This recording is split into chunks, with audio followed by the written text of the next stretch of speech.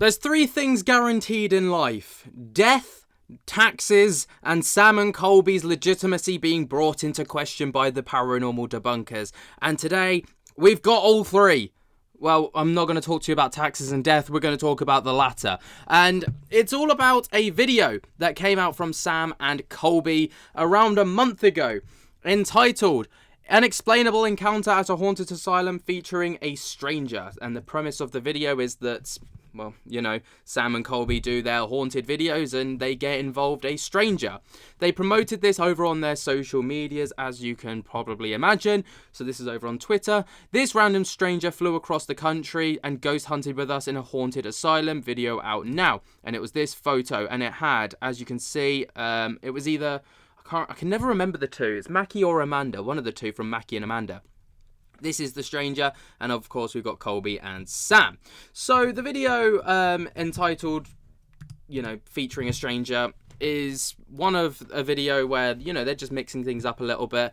There wasn't too much discussion really about it on their social medias. Usually Reddit is a bit of a cesspool for Sam and Colby. Same with Ghost Adventures, where, like, I think their subreddit, so the subreddit r/Sam and Colby, is more of a hate wagon against Sam and Colby than it is positive support. It's kind of crazy. But there was a video made by the Sideeye Guy, unsurprisingly, with regards to this, where he basically has picked apart the video. Now, if you want to go and check out the full thing, it is a full 36-minute, 36-second video over on his YouTube channel, which is titled Sam and Colby Gives Spotlight to Proven Fake Psychic Mediums. And it brings into question not only Sam and Colby, not only Amanda, but also it brings into question the legitimacy of this quote-unquote stranger, which is a really interesting topic. So let's kind of dive into it. So within the video, the Sideeye Guy starts out with his skepticism with regards to the paranormal claims. So obviously the Sideeye Guy is highly skeptical of Sam and Colby's paranormal investigations at the Fairfield County Infirmary, questioning the authenticity of their not only methods and evidence, such as the shadow figures, EMF readers, and flashlight experiments, but also, like, you know, tries to attribute everything to logical explanations or potential manipulation. But then the interesting criticism comes in, and this was something that I didn't necessarily see coming, and it was of the of this stranger. So the whole premise of the video is that you've not just got Sam and Colby and Amanda, who is obviously the psychic medium, but you've also just got this random person, completely at random. Sam and Colby kind of don't know who it is. They've just flown someone out at random to go and join them. Now, obviously, your instant kind of idea would go to potentially a fan, right? But the Sideeye Guy is starting to kind of lay the seed of doubt and lay this potential narrative that this person called Brooke, who is the, you know, the random person, was potentially a paid actor. Very interesting thought process. So, the Sideeye Guy doubts the randomness of Brooke, and invited participants suggests that they may be a Sam and Colby fan or potential actress due to her natural chemistry and prior paranormal inclinations, undermining the video's premise that paranormal experiences can happen to anyone. So the point is valid, I suppose, depending on the way that you look at it. But then there's also the debunking of Amanda. Now, Amanda is joined by a man called Christopher as well, who is also kind of like psychically tapped, I suppose, for want of a better term. Now, Mackie and Amanda, they obviously used to do a lot of stuff together. They, from what I can tell, had a bit of a fallout, so they don't really do much together anymore. But there is a bit of a critique from the Sideeye Guy with regards to Amanda, with regards to Christopher, and the psychicness of the two together. So he accuses them of being attention seekers and manipulators. Specifically, Christopher's mention of Sam's grandmother, Libby, is debunked as information likely found online, mirroring previous discredited claims by other mediums. And obviously, the last time that Sam's grandparents were roped into something, it was during the Hell Week at the Conjuring House with Cody and Satori. Now, obviously, that ship's been gone, sailed. That was high water, high tide stuff.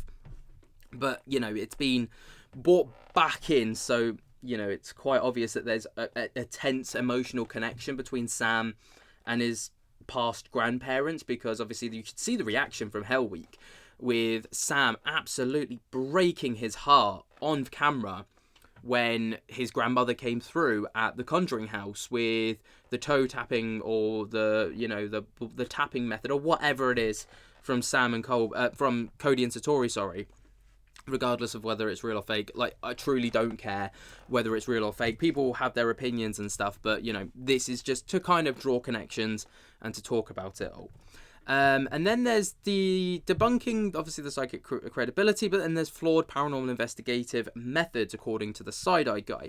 So the use of ghost hunting equipment like EMF readers and flashlight dismissed as gimmicky and unreliable by the Sideeye Guy, with the Sideeye Guy pointing out flaws such as phones affecting the EMF readings and flashlights being intentionally set up to produce false positives.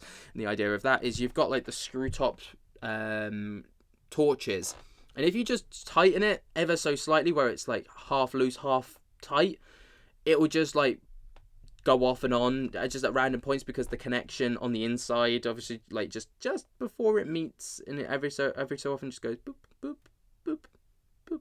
That's the best way I can describe it on camera without having an actual torch. There's plenty of people out there who have kind of proven this method. But then Seg goes on to talk about manipulation and theatrics. So, as you can imagine, Seg argues that Sam and Colby's video prioritizes entertainment over truth, using theatrics like creepy dolls and edited footage to create drama, and questions whether Sam's emotional responses are genuine or staged for content. Now, obviously, this is a difficult one, because we all know that Sam and Colby's content is geared towards a far younger audience, and the far younger audience absolutely go mental for this over-the-top reactive, Mr. Beast edited style content. And that's what Sam and Colby are known for. They've even featured in Mr. Beast videos because they've become so well known for this kind of content. They are essentially the pioneers of this niche, to a degree. And regardless of whether it's real or fake, the views come in because it's Sam and Colby. Now, with regards to the emotional responses from Sam, it's not my place to say whether this is a genuine response. You know, it could well be. But obviously, if you go back to a couple of videos that I made before about Sam and Colby with regards to their start, they did a prank with Sam Pepper, right? Where they pretended that Colby was unalived on camera and Sam freaked out. That was later proven to be fake. And Sam's response there was so authentic that you could pass it off as truly a traumatized person. It's later come to light that was all completely staged. They knew exactly what was going on. But it goes to show the level of ability that Sam's got to deliver a very compelling emotional response. Am I saying it's fake? No. Can I say it's fake? No. But it's food for thought. But then there's the lack of skeptical perspective. Now, these debunkers absolutely love,